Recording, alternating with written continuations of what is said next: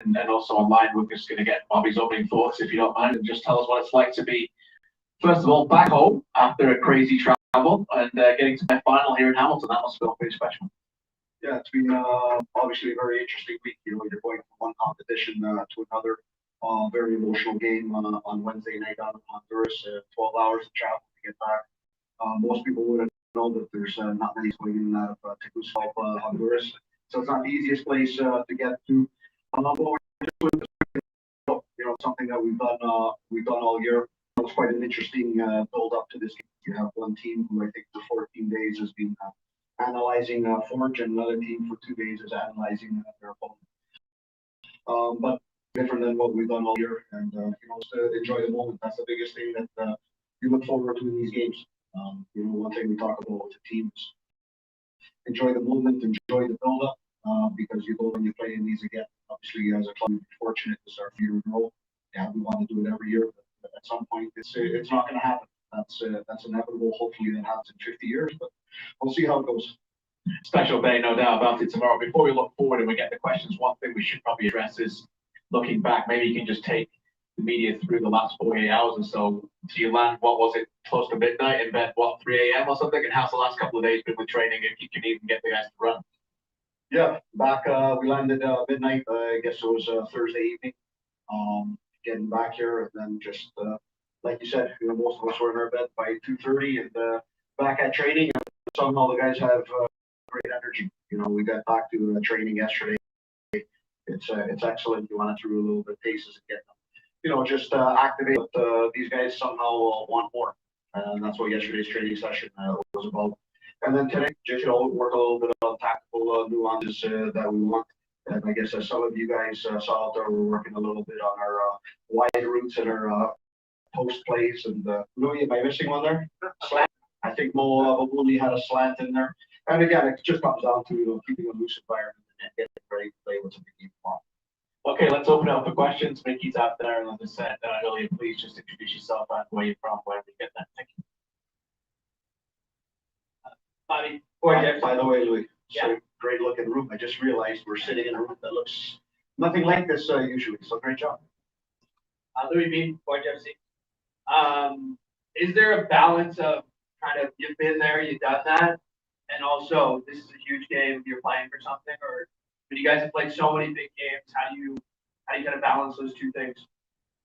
Yeah, I think the biggest thing we always look at in these games, it's you just keep on rolling with what you do well. You know, that's the most important thing. You know, just play football. You know, don't get caught up in the moment of what comes after it. You know, you look at our season this year, and I think it's a massive success. You know, up to now, and of course we want that third North Star Shield in our locker room tomorrow. But you know, we've done some great stuff. The players understand that. It's just, you know, taking one deep breath and going for another 90 minutes, sticking to our principles, sticking to our way of play. Especially here at home, I think there's going to be great energy in the stadium tomorrow. I know ticket sales have been great, so I think there's going to be a great environment. And I think that, along with the football we've been playing here, is very important for us. And that's what you just need to focus on. You know, it's 90 minutes of football. The interesting thing about it, always in playoff football, is nobody cares what happened before. Rightfully so. It doesn't matter what the records of teams have been against each other, what standings were in a season. It's one game. And that's where all the details come out in the game. So that's the things we talk about. To be honest, we talk about that in every game of the season, at least the way we go on and try and make sure we have a very steady performance throughout the season. I think so. That's the biggest message of giving the guys ahead of tomorrow. Bobby, Steve Norton, Spectator. There's a lot of pressure on the back end because of injuries and, you know, cards and those kinds of things. Where do you stand with that tomorrow? Do they got one more game?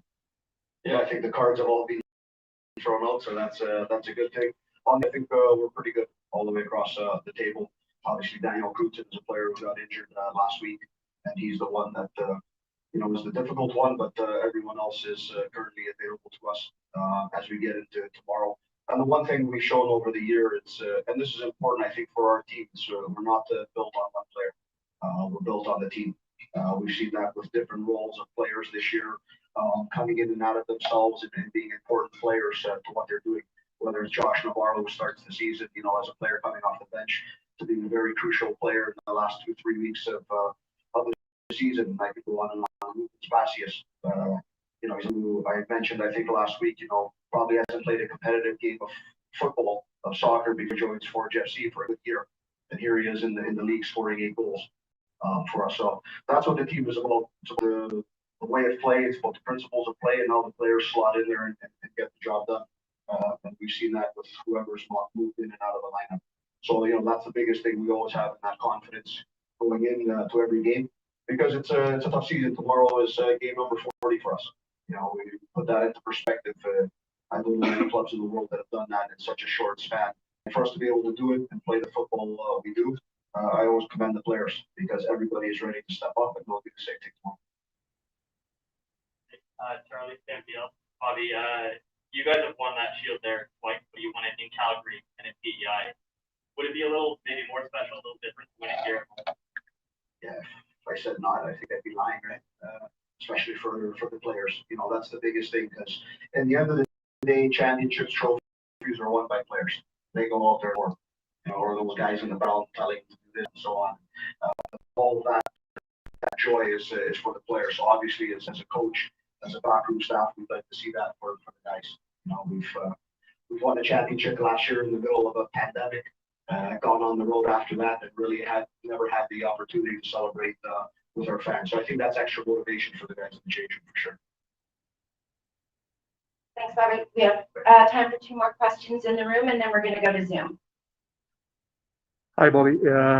Basically, after your game in Honduras the other night, how motivated are the guys for this game, and where do you think the role of Joshua is with regards to this? Yeah, I think the motivation is high. You know, it's you don't need a lot to motivate yourself to play in the final, and that's the one thing that our players have experience playing in these high energy games, as I talk about them. Obviously, they're disappointed after Wednesday night because of the effort. You know, not because of the result, because of the way we played, and you feel that you could have more over those 2 nights. But of course, right after that, it switches. Now you come to Sunday. You know, it's another important game, and it's a great way to finish off the season here in front of our fans. When it comes to Navarro, like with everyone, he'll play his role in the game. What that role is, we'll figure out by tomorrow, and so will the players. But the one thing's for sure, he's been excellent in the last few games, and whether he's a player who's starting or coming off the bench, he's always going to be an important player to what we do on the pitch. Bobby, Jenkins won soccer, baseball, home. 39 games in the past, scored together for a while. You know them. But when you go to Tegucigalpa, don't concede, don't lose the chocolate 2 matches of football. What do you learn from your team and take it sort of encouragement heading into the biggest game of your domestic? Well, I think the biggest thing is you look at the character, and it keeps on building, and maybe not so much some of the established players and so on. You know, that's an easy one to say, but you look at a player like Arvin Matusala, who's starting in that game.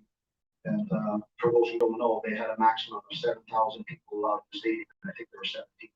And it sounded like there were 70. It was a fantastic atmosphere.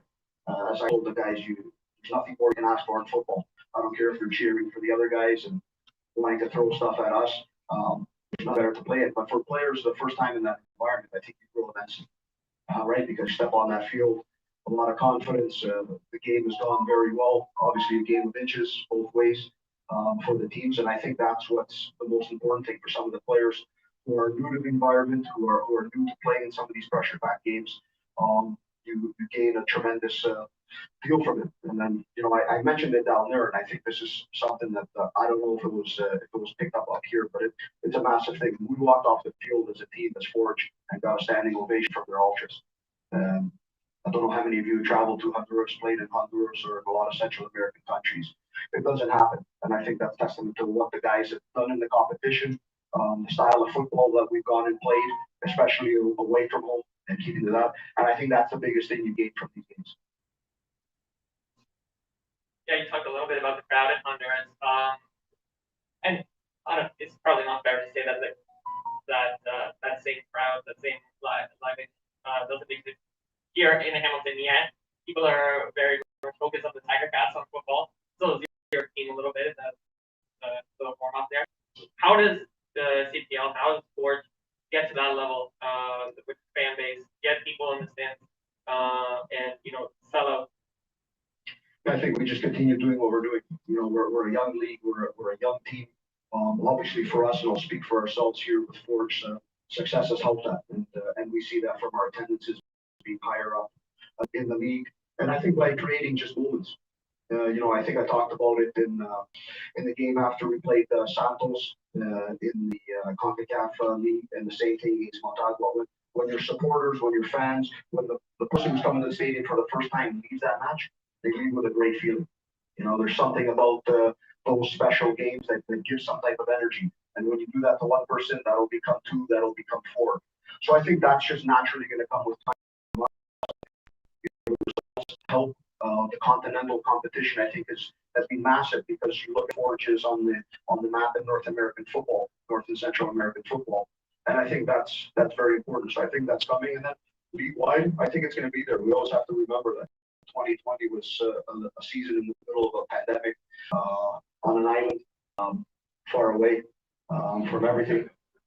We started this season in a bubble in the middle of the country, a little bit different. The island was nicer. But it's going to take some time, but I think we're getting there. You see all these special matches that have happened this year within the league. You see playoffs and the energy they brought. You see some of the games of the CPL teams against the MLS teams in the Canadian Championship. So you start putting that all together, and I think we get a lot of energy going forward. So I think that's just going to be natural as we keep on going and we keep on evolving as clubs. Okay, we're going to go. We're going to start with